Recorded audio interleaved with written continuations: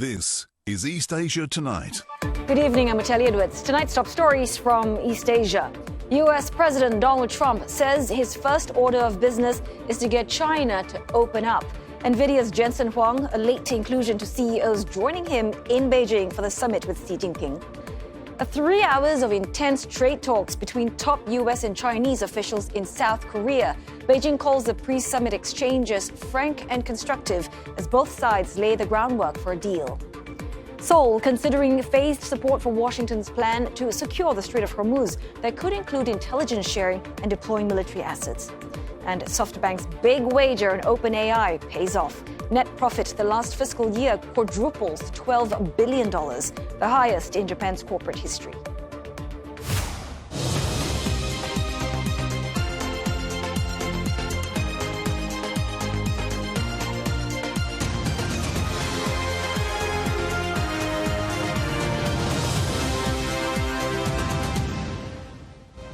Also tonight, Samsung Electronics and its union failed to reach a pay deal, raising the risk of a major strike.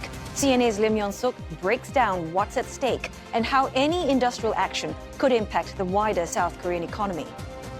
And a viral trend is taking over social media in the U.S. Young Americans are maxing out on Chinese culture, and it's reshaping how China is seen around the world.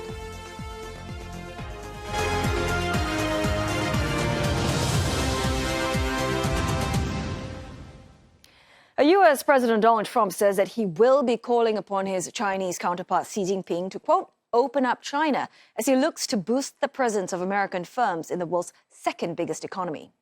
Now, Nvidia CEO Jensen Huang and Tesla's Elon Musk are also traveling with Mr. Trump to China, signaling the American leader's focus on business.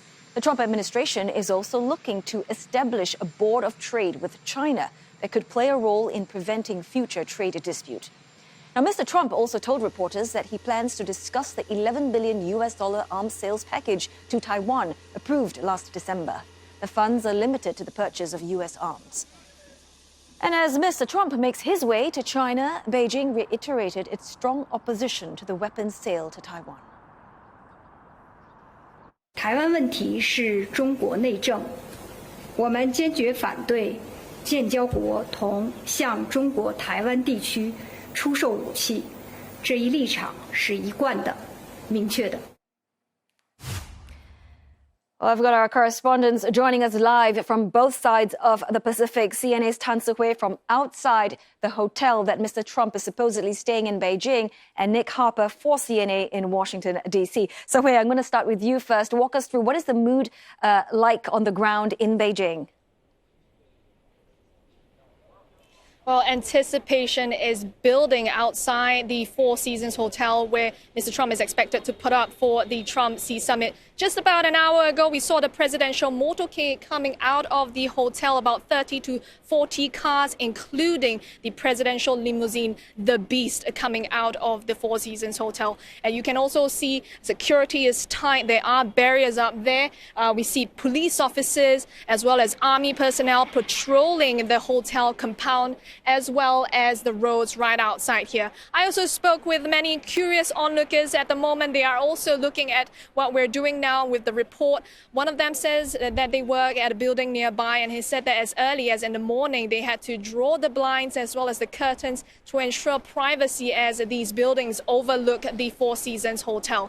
And this comes as no surprise as Mr. Trump is on Air Force One with a superstar entourage. We see Tim Cook of Apple, as well as Mr. Elon Musk of Tesla, as well as a last-minute addition, Nvidia chief Jensen Huang also on Air Force One coming here to Beijing. And so key investors, they are looking at possibly deals in key industries like aviation, agriculture, as well as tech. And I spoke early on with local as well as American communities.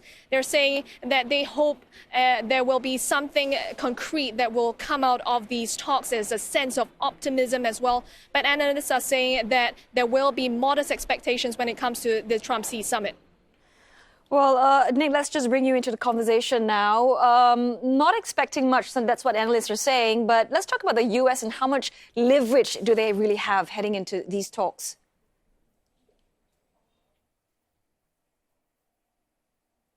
Well, probably not as much leverage, Talia, as Donald Trump would like, and perhaps not as much as he thinks he has. He wanted to go into this from a position of strength. That's not unusual to Donald Trump. Really, that's the position that any US president would want going into talks with China. But really, that's not quite the case. Remember, this is a delayed summit. Donald Trump pushed it back because of the war with Iran.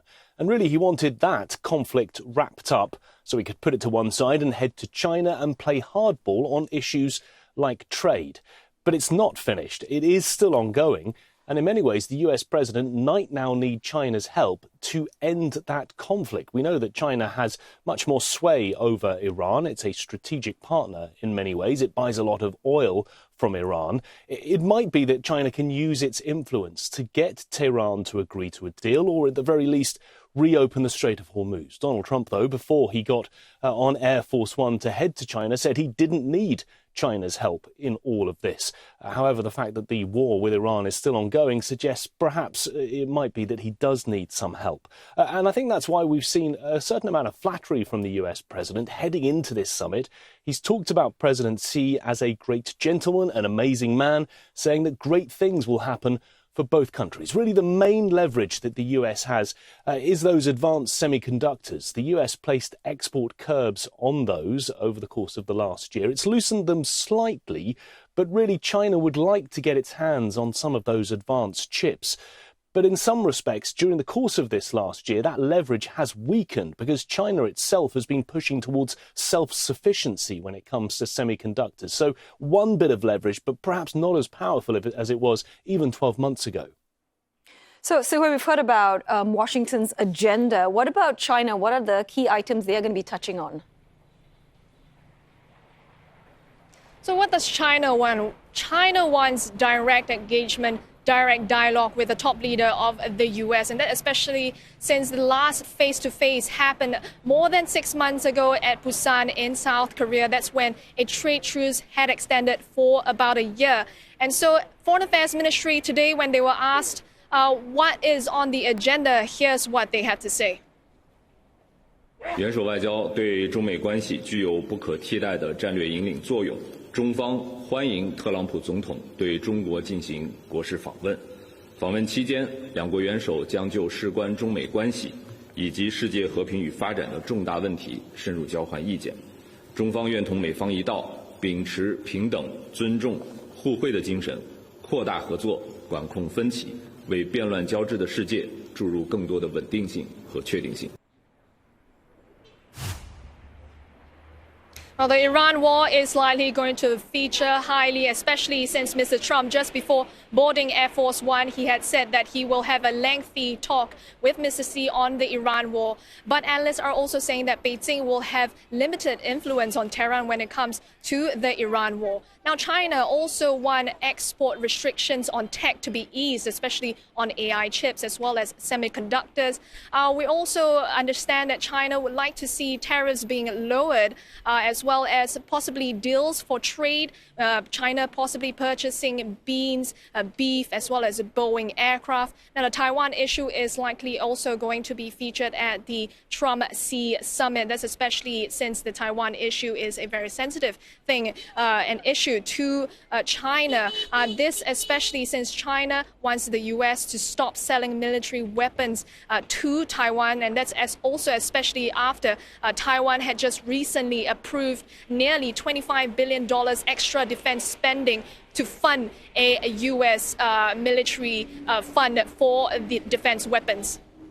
It's quite a lot on the agenda there. Nick, so just how important is this trip for Mr. Trump, and what does he need to come away with from the summit?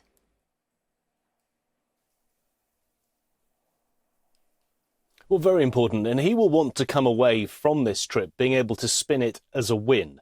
Now, he may get some deals, but he will certainly want to be able to say that he has achieved lots during this trip. We know that, of course, the CEOs of some of the biggest tech companies are going with him. We'll have some sector-specific deals coming out of it for them. There is the possibility of this board of trade being created between the US and China, really a joint venture to smooth the way in the future, to avoid trade disputes, to perhaps do other trade deals as well.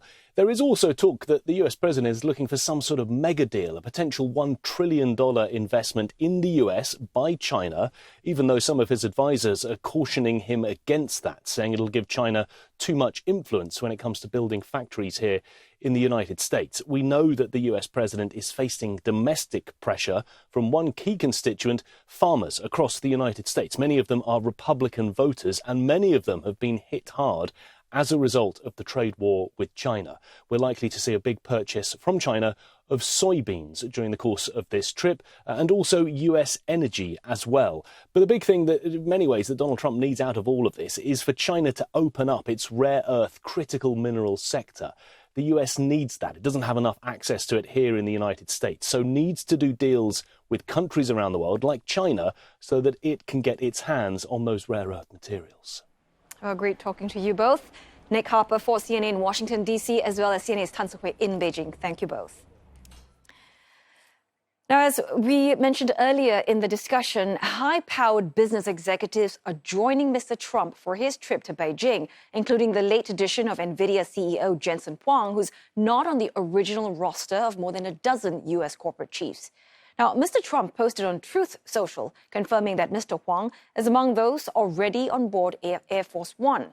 A Reuters news agency reports that the U.S. president called on the Nvidia chief after seeing media coverage that Mr. Huang had not been invited. Well, among the White House initial list of executives are Tesla's Elon Musk and outgoing Apple CEO Tim Cook. Mr. Musk's inclusion signals a possible thaw with Mr. Trump after a public fallout. And Mr. Cook's presence places one of Silicon Valley's most influential figures in place for talks that could touch on tech policy. Now, Mr. Huang's addition igniting hopes that the tech giant could finally be allowed to sell its powerful H200 AI chips to Chinese customers, an effort that has stalled so far. And then we've got Boeing CEO Kelly Othberg joining the fray, seeking major aircraft orders from China, including a potential large-scale 737 MAX deal. We've also got finance chiefs like Blackstone's Steven Schwartzman and BlackRock's Larry Fink, part of the entourage, that also include executives from Citigroup, Goldman Sachs, MasterCard, and Visa. The delegation is said to be focusing on easing business frictions with the world's second-largest economy. Well, top American and Chinese trade officials have wrapped up 3 hours of talks in South Korea. The meeting between U.S. Trade Representative Scott Bessent and Chinese Vice Premier He Lifeng in Incheon, laying the groundwork for the Trump-Xi summit in Beijing. Now, China's Commerce Ministry says both sides held frank, in-depth and constructive exchanges on resolving key trade issues while expanding cooperation. The negotiations mark the 7th round of talks between the two officials since Mr. Trump's return to office last year. Washington and Beijing agreed to a year-long trade truce in October after a tit-for-tat tariff war that saw both sides hiking levies on each other's goods to more than 100%. While in Seoul, Mr. He and Mr. Bessent separately made courtesy calls to South Korean President Lee Jae-myung in Seoul. The Blue House says that Mr. Lee told the Chinese vice premier that he will support discussions between Washington and Beijing. Mr. Lee also discussed supply chains and rare minerals during his meeting with the U.S. Trade Representative. Our break's up next, but coming up on East Asia tonight, Japan's mega banks are set to gain access to one of the world's most restricted AI tools as Tokyo pushes Washington to open the door. Plus, we speak to an expert to assess the implications of the upcoming Xi-Trump meeting on the trade between the two economies.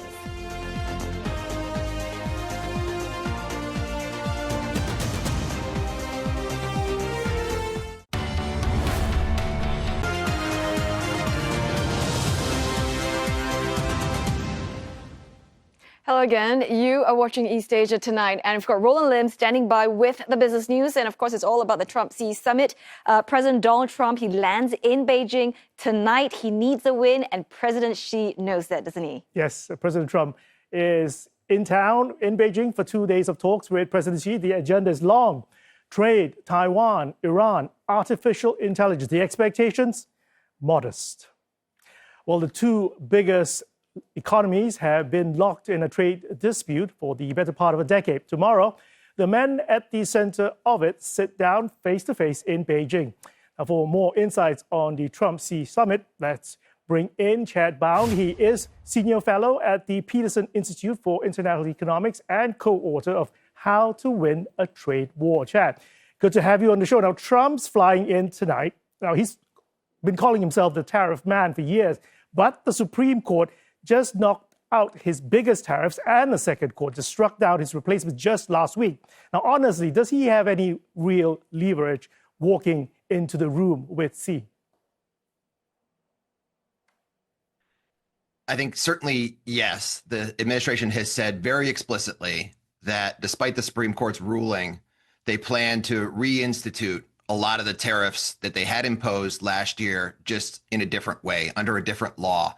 And they have those investigations ongoing, and they're expected to roll them out this summer. Now, the big question, obviously, for China is the tariffs that the administration imposed last year on everyone were actually much, much higher on China. And so we'll have to wait and see. Obviously, China would like to be treated better than it was last year, because the impact of the U.S. tariffs on its exports to the United States last year was pretty significant. They fell by 25% or more. So I think definitely the administration has a little bit of leverage in terms of, tariffs on the table, but whether they're willing to offer tariff cuts to China, I think, is an important question that we'll have to see what happens. At the same time, the U.S. is buying far less directly from China, but it's still running a record goods trade deficit. So what gives? I mean, has Washington really won the trade war, like Trump says, or is it just being rerouted to Vietnam, to Taiwan, Mexico, the rest of Asia?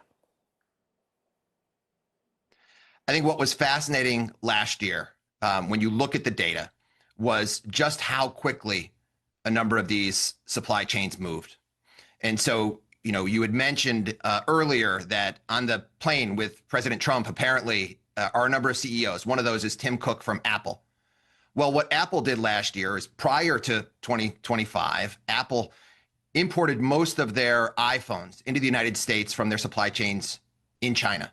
Suddenly, when China was hit with massive tariffs at the beginning of 2025, Apple was able to source instead from a new supply chain that they had established in India.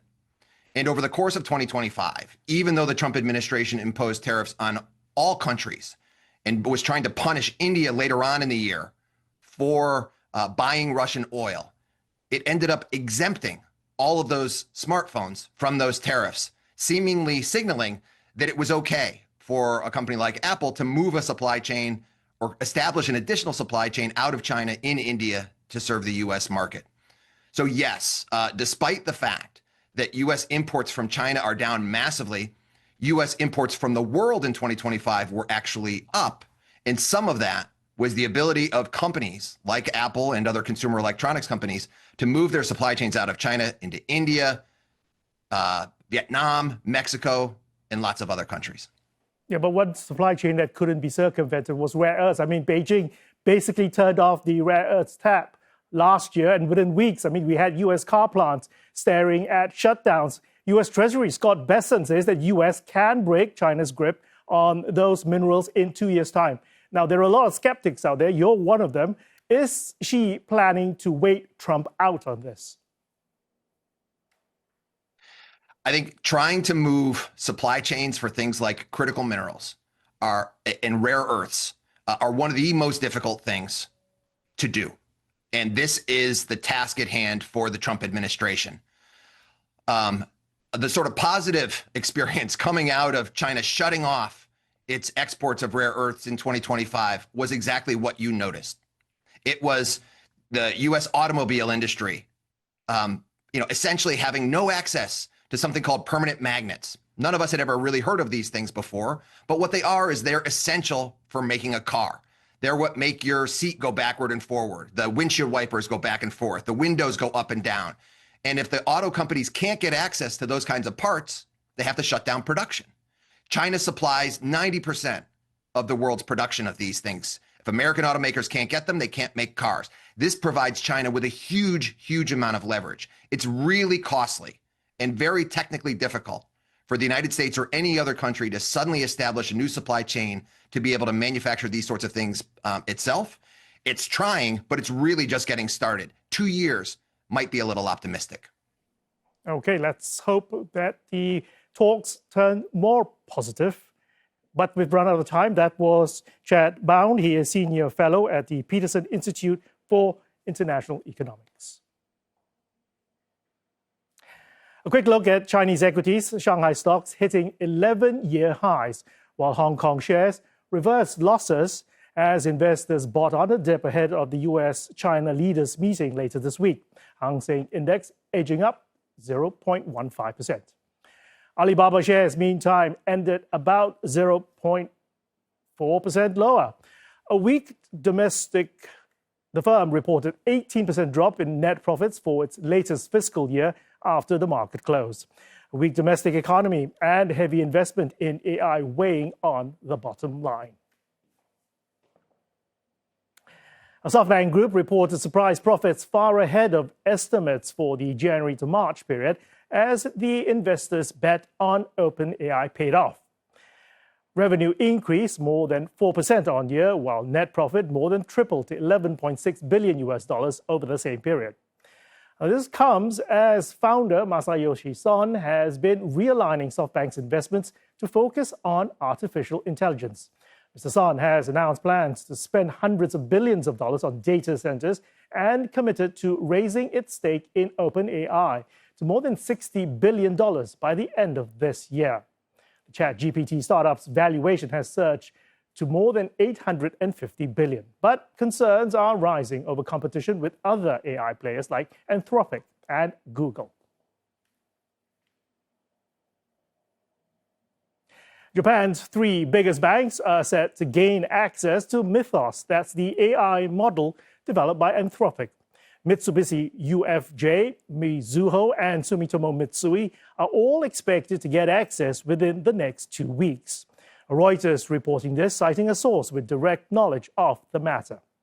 But that access comes with serious concerns. Now, cybersecurity experts say Mythos poses real challenges for the banking industry, especially for older legacy systems, prompting warnings from regulators and policymakers.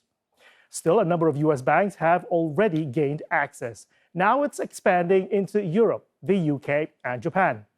And this will mark the first time that a company from Japan is officially granted access to Mythos. The AI model had been limited to just 40 to 50 organizations globally, with Tokyo pushing Washington for access. The news comes after Japanese Finance Minister Satsuki Katayama met with US Treasury Secretary Scott Bessent yesterday and announced plans for a public-private working group to tackle cybersecurity risks linked to Mythos. Now, that group is expected to hold its first meeting tomorrow. Meantime, Japan's second largest lender, Sumitomo Mitsui Financial Group, reporting a sharp surge in profits. The bank posted a 350% jump in fourth quarter net profit to around $1.2 billion. That's up from $266 million a year ago. And that caps a record year for SMFG, with full-year profits hitting $10 billion, beating last year's high. Japan's banking sector has been boosted by rising lending demand as the end of deflation fuels corporate activity, while interest rate hikes from the Bank of Japan have also helped lift lending margins. And that's the latest in business for now. Oteli. Thanks so very much for that, Roland. Well, we are going to go for another break now, but coming up on East Asia tonight, we'll have more analysis from a former diplomat as Donald Trump departs for the Chinese capital for his much-anticipated summit with Xi Jinping.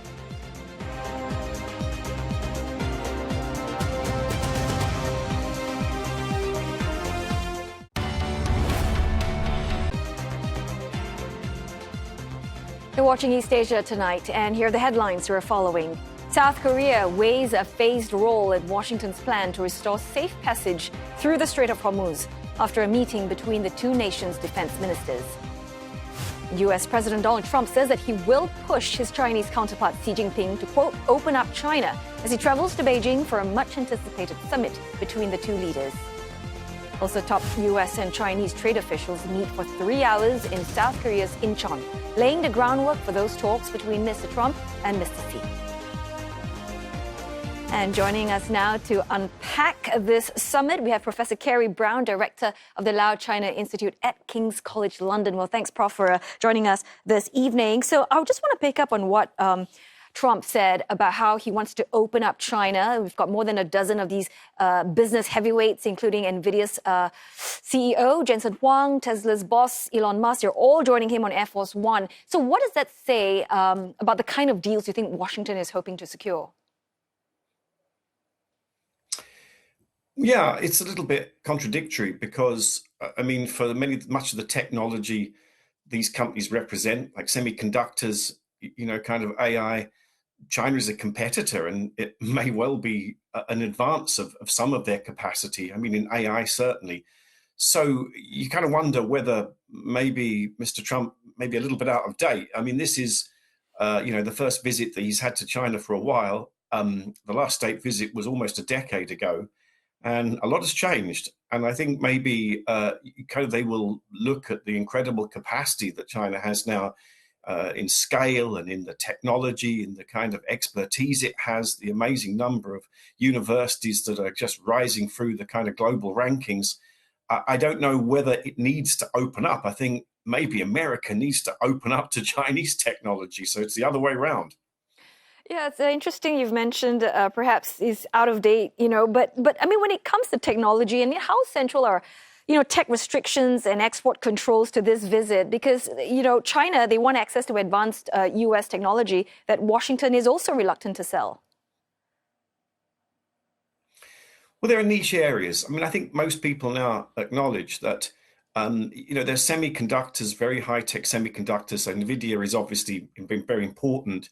But in many areas, China is either equal to or maybe even creeping ahead of the United States. The tariffs are still in place, so I think this visit will be an opportunity for the negotiators who are now in South Korea to try and, kind of scale back the tariffs, because I think that they are causing both economies, a lot of harm. The attack by the United States on Iran, obviously, is an added complexity. China hosted the Iranian foreign minister last week, so it may have some kind of role there, though I don't think it would want a very big role. To try and sort of address the problems of supply of oil that both countries are facing. The United States inflation is rising for China. Its economy's been okay in the first sort of quarter of this year, but it's, kind of heading into, it's still in considerable turbulence because of the housing market, because of, kind of export markets not being as good as they were. So, I mean, both sides have a reason to try and sort out a pragmatic deal. And that not just includes technology, that's across the board, services, manufacturing, the whole thing, because America also wants to reindustrialize. So there's that to talk about on this visit too. So, yeah, Professor Brown, but how much room is there for Trump to get China to buy more U.S. goods, right? I mean, that are even economically useful things that Beijing wants to buy from the U.S.? Yeah, it's a curious negotiating position to be in. The United States, kind of has put restrictions on many of the things that China can invest in the United States. And also in terms of goods, the things that China wants to buy, the United States isn't keen to sell it. So the things that China has bought in the past, like soybeans, things, it's kind of a capacity. The kind of things that the United States wants from China are also controllable, like, kind of rare metals, these sorts of things which China used last year for leverage.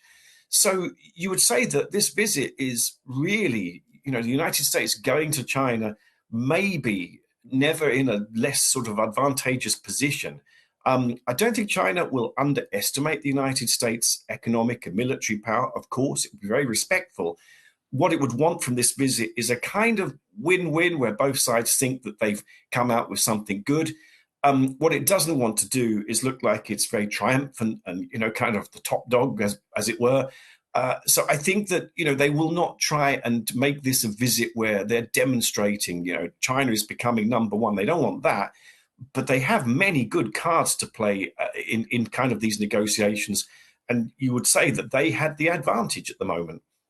So the U.S., they need to sell this summit as a success at home. They need to, make this big, beautiful deal. We hear often enough. And China also definitely want to avoid the impression of losing face. So you talked about this win-win outcome. So what would actually count as that win-win outcome from this summit?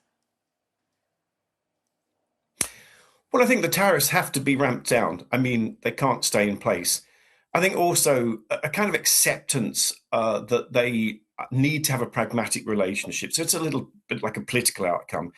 A lot of this will be presentation. The last time that Trump met Xi Jinping in South Korea last year, he came away from the meeting and said, if this was marked out of 10, our meeting was 12 out of 10. So he will come away from Beijing, I'm certain, saying, this has been the best state visit by an American president to China ever. And some people will believe him, some people won't.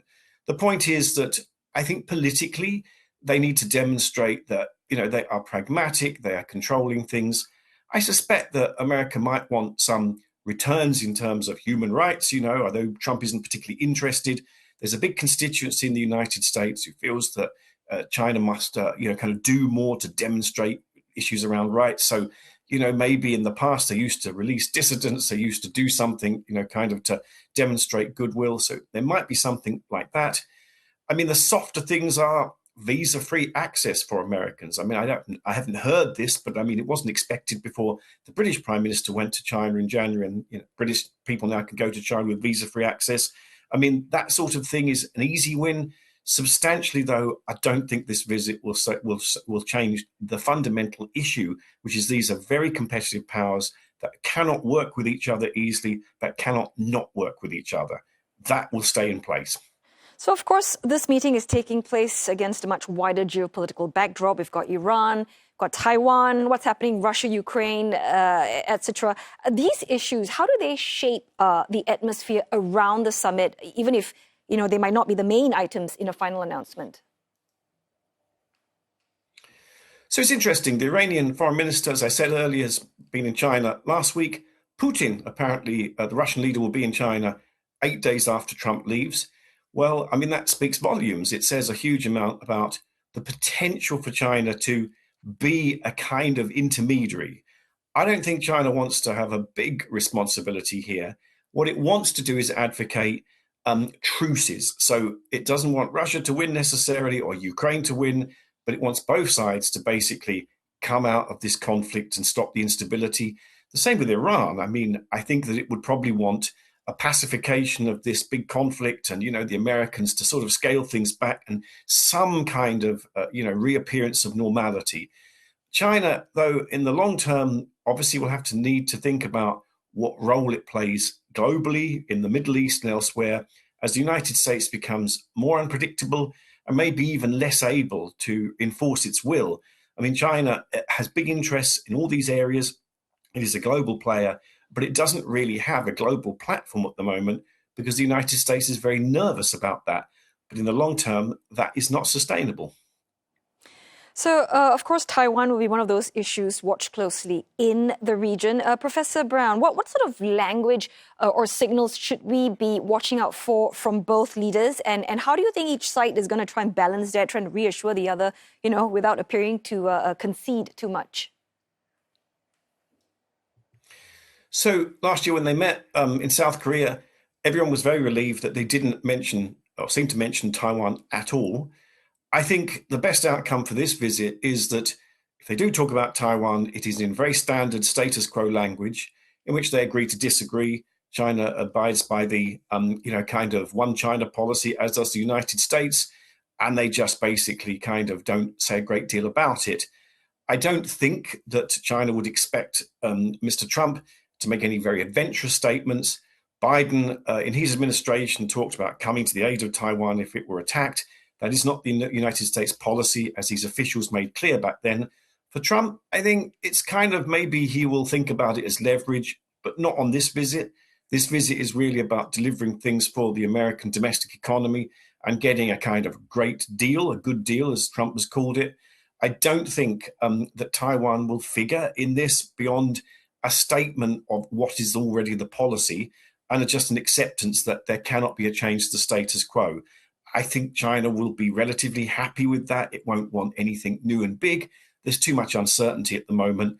But again, this is also not in the long term a sustainable position. It's just a position for today. Well, it's been great talking to you as usual. Thank you so very much for your time and thoughts. Kerry Brown, Director of the Lao China Institute and Professor of Chinese Studies at King's College London. And of course, we've got much more coverage on the summit at our website, cna.asia, or our CNA mobile app, including this analysis on what else is at stake and just who has the upper hand.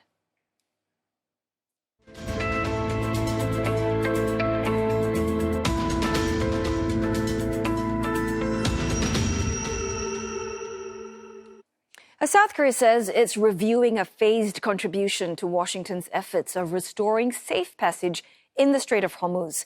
The announcement follows a meeting between Defense Minister An Gu-bak and U.S. Defense Secretary Pete Hegseth earlier this week.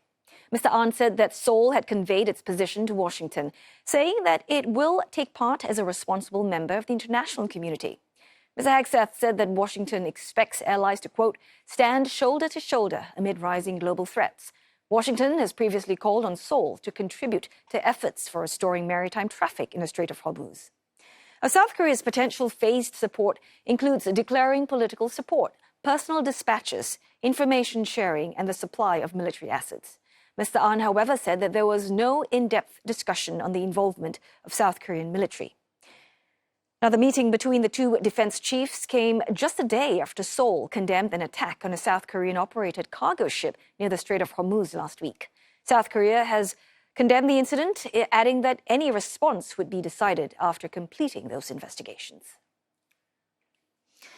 A North Korean leader, Kim Jong-un, has called for the strengthening of its artillery forces as Pyongyang pushes ahead with its military buildup. State media says that Mr. Kim made the remarks as he inspected several key munitions factories on Monday. The visit was aimed at reviewing North Korea's production plan for the first half of the year. Mr. Kim also called for a system to produce a variety of high-precision ammunition. North Korea has been working to ramp up its defense capabilities under a 5-year defense development plan unveiled at a key party congress in February. Well, just last week, Mr. Kim said that Pyongyang plans to deploy a new 155mm self-propelled howitzer along its border with South Korea by the end of this year. He also oversaw a maneuvering test aboard a new 5,000-ton destroyer ahead of its commissioning. Coming up next on East Asia Tonight, Samsung Electronics and its union failed to reach a pay deal, heightening the risk of a long strike. CNA's Lim Yun-suk joins us to explain what's at stake. And just what is Chinamaxxing? Well, we're going to be unpacking the viral trend taking social media by storm.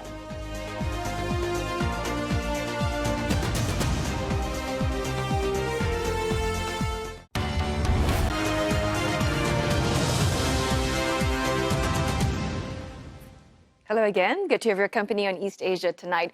Well, we are going to turn to Roland Lim again for more business news. And of course, all eyes on a potential strike action at Samsung Electronics. Tell us more. Yes, Samsung's union unhappy over the disparity over bonus pay that workers at rival chipmaker SK Hynix are getting at a time when Samsung is reporting record profits due to the AI boom. Well, standing by for more, we have CNA's senior correspondent Lim Yun-suk live from Seoul. So, Yun-suk, why, first of all, did the talks collapse? Well, after about 5 months of negotiations between the union and management, and now this final round of post-mediation talks have collapsed. And, at the heart of this dispute is this growing sense among Samsung workers that they're not getting a fair share in this company's AI-driven profits, especially compared to workers at rival SK Hynix. And so they're demanding that 15% of the operating profit be allocated to employee bonuses, while also calling for caps on the performance pay to be removed. Now, a major source of frustration is SK Hynix, because last year SK Hynix agreed to allocate 10% of the operating profit to a bonus pool. And many Samsung employees now feel that they're falling behind workers at their biggest domestic rival, even though Samsung remains South Korea's largest company. Now, management, meanwhile, is resisting this because there are concerns that, agreeing to them would permanently, tie them with this compensation to operating profits at that scale. And Samsung is arguing that the semiconductor industry still requires this enormous long-term investment to compete globally in this AI race, especially at a time right now, when competition over the AI memory chips is intensifying. And, right now, this issue has become bigger than a simple wage dispute over Samsung, union demand, because the broader question underneath all of this is whether workers who are already relatively highly paid full-time employees in South Korea should have the right to demand a fixed share of the operating profit. Now, we have shareholders and many investors saying no, that they say that the operating profit should primarily go toward long-term investment, research and development, and shareholder returns. Now, this debate intensified further this week here after we have the presidential policy chief, Kim Yong-bom, suggesting that gains generated during the AI era should be shared more broadly across the society, the citizens, although the presidential office later clarified that these were just his personal views. So, this dispute at Samsung is now evolving to this much bigger national debate over who should benefit most from South Korea's AI boom. At the same time, the government also wants to avoid a strike at almost any and all cost. I mean, it made an announcement, and Samsung shares today actually rose because of this. So what's next? Well, Samsung's union is threatening to go ahead with this 18-day walkout as earlier announced after the negotiation and mediation efforts broke down. But the government is stepping in behind the scenes to encouraging further talks because the stakes are extremely high for South Korea's economy and not just for Samsung. Now, the presidential office has signaled that it still believes there is time for compromise. And the presidential spokesperson did say that the government would actively support dialogue between labor and management before the planned strike date, while avoiding discussion of more forceful measures such as any emergency arbitration powers. Now, a prolonged strike is going to hurt Samsung as the company is already under this pressure in this AI chip race, and global clients definitely want to see stable supply chains. But at the same time, I think both sides have reasons to reach a deal. The union wants to increase pressure while Samsung is benefiting from this. But it also doesn't want to be blamed for, hurting South Korea's most important company and the economy. And right now, surveys show that the public is not in favor of that strike.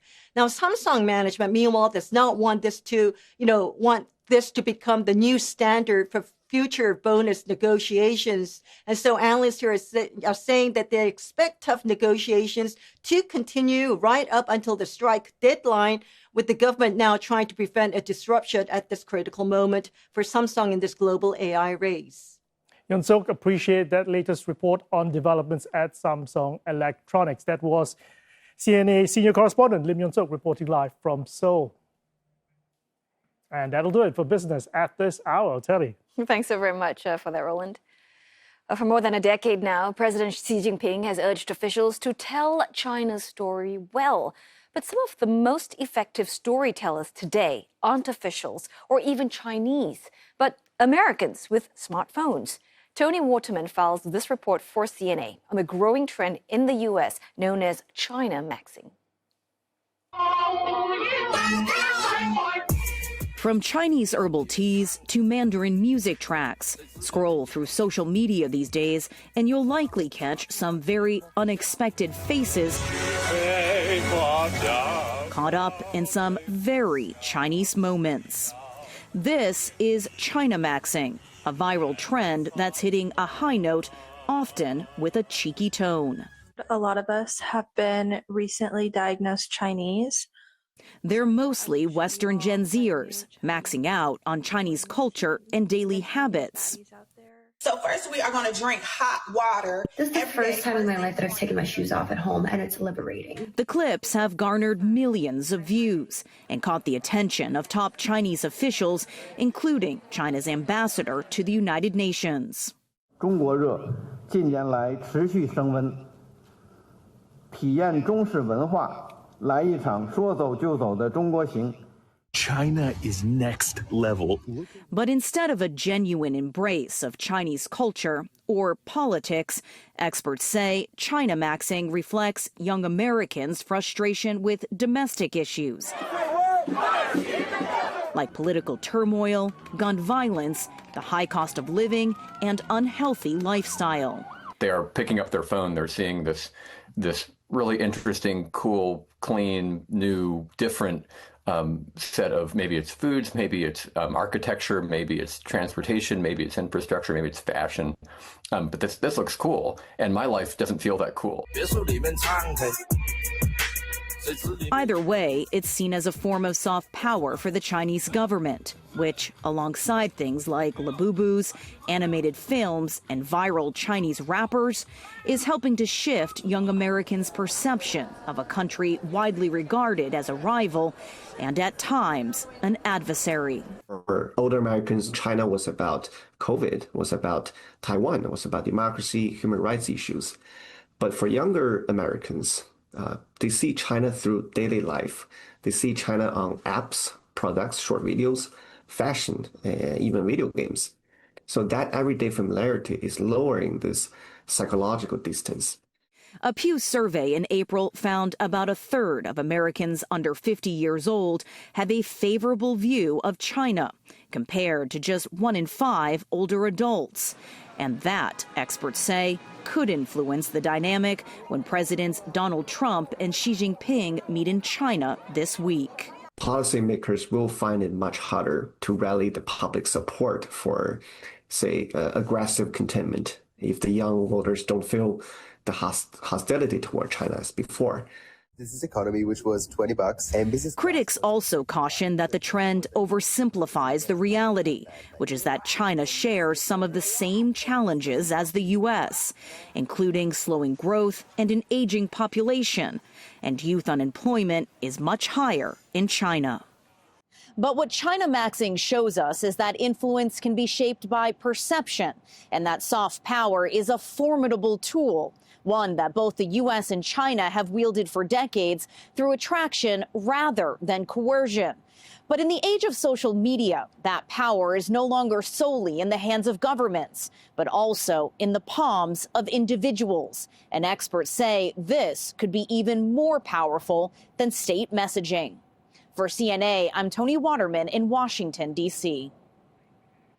I hope you've enjoyed this Wednesday's edition of East Asia Tonight. Don't forget your headlines anytime at CNA.Asia. And we're also on all the socials, including Facebook and YouTube. Well, thanks for your company, and I'll see you again tomorrow. Have a good evening.